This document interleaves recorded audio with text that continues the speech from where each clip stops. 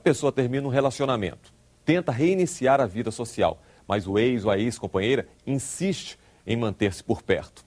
Em inglês, esse contato obsessivo é conhecido como stalking. No Brasil, a legislação é falha na hora de punir o infrator, mas isso pode mudar. Veja na reportagem da TV Câmara. A gente namorou mais ou menos uns 3 a 4 meses e no começo era simplesmente tudo normal, uma pessoa inteligente, centrada, equilibrada, servidor público, formado, assim, pra mim tava tudo certo, eu ia ser feliz com aquela pessoa, carinhoso. Mas aí a gente teve uma primeira briga e nessa primeira briga ele já foi bem agressivo e terminou o namoro.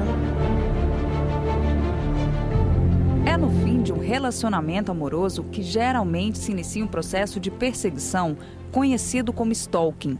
O termo em inglês significa perseguir de maneira ostensiva, invadindo a privacidade de alguém.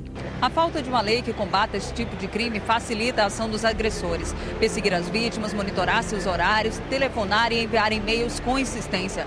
O stalking muda a rotina de quem sofre esse tipo de agressão e, via de regra, evolui, se tornando mais invasivo e violento. Ele ficava na minha casa me esperando chegar até meia-noite, 2 da manhã, na frente da minha casa. Ele descobriu a placa do carro, pela placa do carro ele descobriu dados de uma pessoa que eu me envolvi depois disso. É bem assustador. Uma vez ele estava aqui me esperando, 1h da manhã, cheguei, ele veio correndo, me deu um chute na perna, ele estava bem alterado e, enfim, é bem tenso.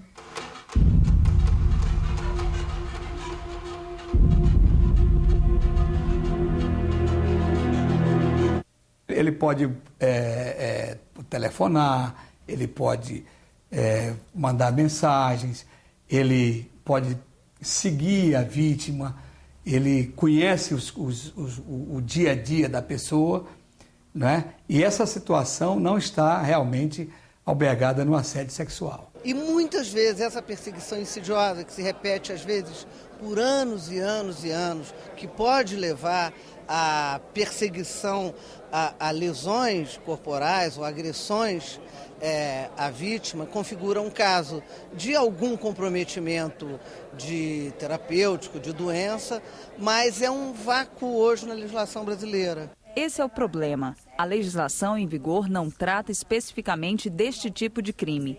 Como há uma lacuna na lei, o criminoso é indiciado por outros crimes de menor poder ofensivo. Se não há nenhuma outra atitude que configure outro crime, a gente só consegue enquadrar na perturbação da tranquilidade, que é uma contravenção. Então a gente não tem muitos instrumentos realmente para que esse autor seja punido mais severamente. O projeto de lei em análise na Câmara classifica o crime de stalking como uma perseguição insidiosa que cause dano à integridade material ou moral da vítima.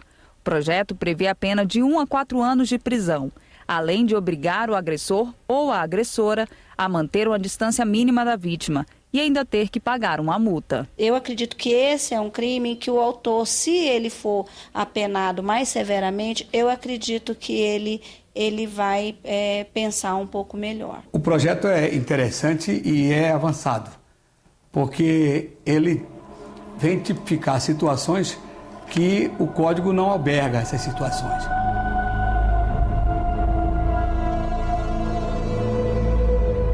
Eu acho que uma pessoa que tem essas atitudes não ama a outra, com certeza. Uma pessoa que ama não agride, não xinga, não investiga. Uma pessoa que ama confia no próximo, acredita nas palavras dele.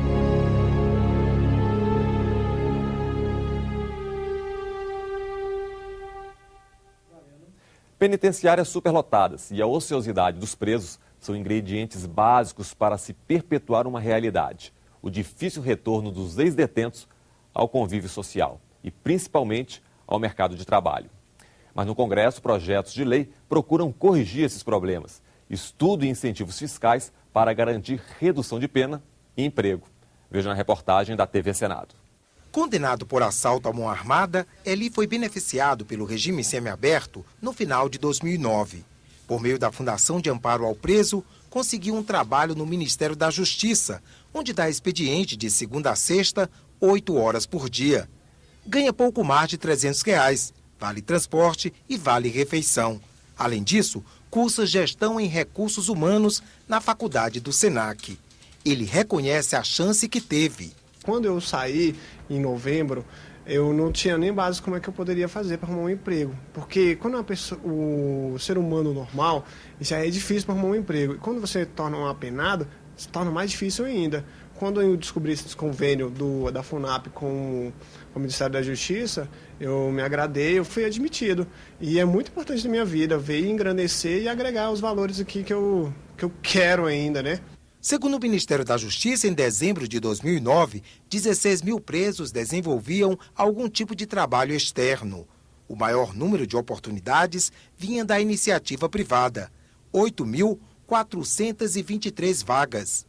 O artesanato empregou 2.811 presidiários e a parceria com órgãos públicos beneficiou com o trabalho fora das prisões 2.669 detentos. Mas nem todos têm a mesma oportunidade.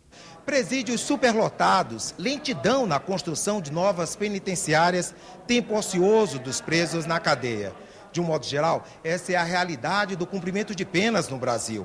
O Senado examina projetos que tratam da reinserção do preso na sociedade. O propósito é um só: proporcionar condições para que quem passe por aqui não venha outra vez para cá.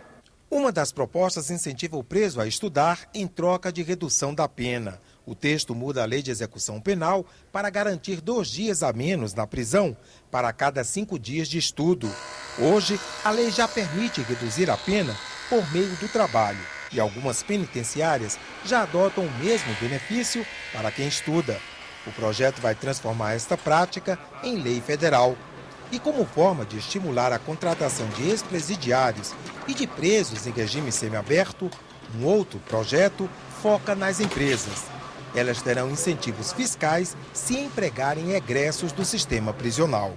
Ele vai ter um empregado e não vai precisar recolher os tributos sociais relativos a esse empregado.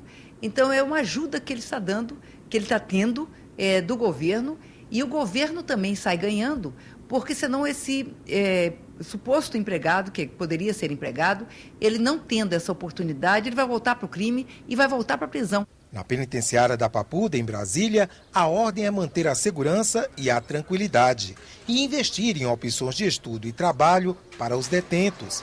Eles fazem pães, móveis, consertos e reparos. Com as atividades, ocupam o tempo, aprendem um ofício e ainda têm o benefício da redução da pena. Para o diretor-geral do presídio, os projetos que estão sendo analisados pelos senadores são positivos. Projetos e iniciativas desta natureza, elas refletem de maneira muito positiva na massa carcerária, de maneira geral, propiciando uma perspectiva de reinserção efetivamente concreta. E o preso, então, ele passa a ter um objetivo mais claro para seu futuro posterior à execução da pena. Ele saindo da cadeia, arrumando um emprego, a grande possibilidade de que ele trabalhe, de que tenha uma vida produtiva, né? E que ele não volte sempre dentro daquela ideia de evitar que se cometam mais crimes. No próximo bloco, você vai conhecer a Praça São Francisco, em Sergipe, que virou patrimônio cultural da humanidade. É o Parlamento Brasil abrindo a sua janela cultural.